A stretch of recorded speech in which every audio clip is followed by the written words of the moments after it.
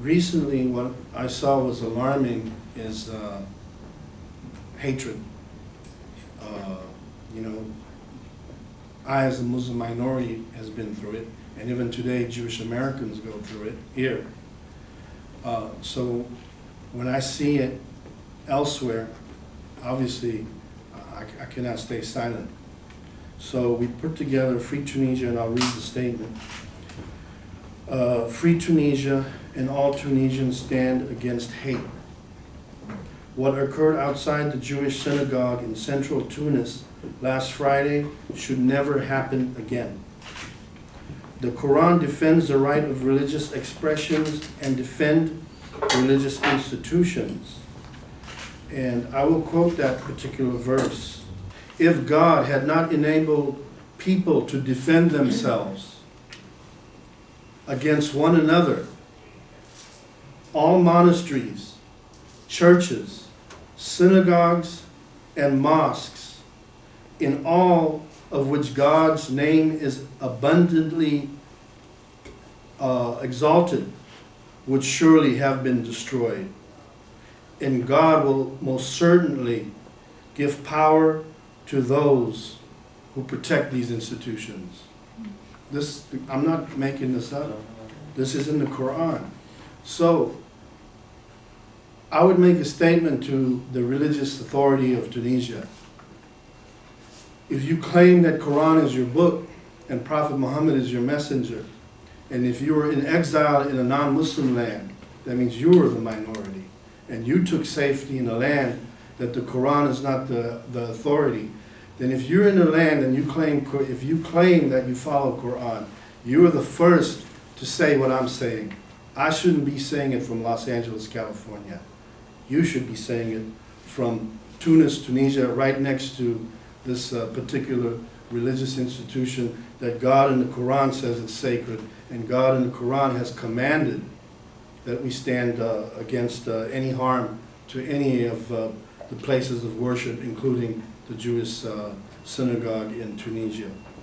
Everyone watching on television, hundreds of thousands of people over the days gathering in the square in Cairo, saying the slogans were Egypt free at last, and after Mubarak stepped down, and then to see them all those days risking everything, going out into the street for democracy and freedom. Every freedom-loving person, Jew, non-Jew, Christian, Muslim, or any other religion, would have to admire what went on. This is not a press conference to condemn the democracy movements in Tunisia or in Egypt or the others sweeping the Arab world. We applaud that. But we are very concerned. We're concerned for two reasons. First of all, if you want to bring democracy into the world, we realize that it's a work in progress and that it won't happen overnight. It might take months. Some say it may take a few years.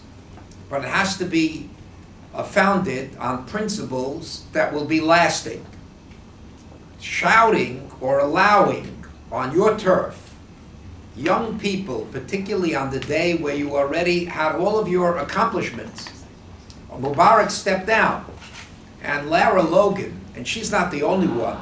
Incidentally, Katie Couric and others reported this too, that everyone who saw them, because they were American journalists or Western journalists, sooner or later they said you're Jews or you're Israelis or you're working for the Israelis or Jews.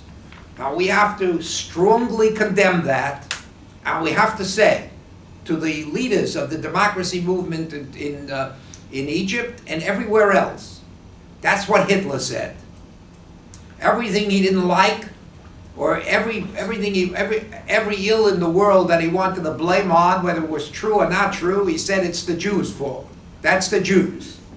And as Rabbi Cooper told us, Lara Logan is not Jewish, and neither are the other journalists, but they were all assaulted.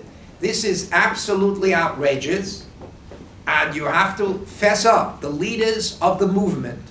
What is also ominous is I have not yet heard from the leaders of the democracy movement, those running for president. It would have been wonderful if Abu Musa, running for president of Egypt, and the former head of the Arab League would have said, the story regarding Lara Logan and others, I condemn, and I tell all the people of Egypt, this is not our way. They have not said that. And neither did El Baradi, who is also running for president. And I suspect the reason that they have not said it, it may cost some votes. The media in America has been silent, and the United States government has not said much about it neither. And they need to raise their voices and say, it's very nice to have democracy in Egypt, but we're not going to sit by if the pro-democracy forces in Egypt are not going to condemn anti-Semitism. And they've all remained silent. We have to make it very, very clear that friends of democracy everywhere will not keep silent if anti-Semitism works its way into the pro-democracy movement. They will not have any friends here. And this is just the beginning of our protest. If it continues, we will not be silent and will not support them.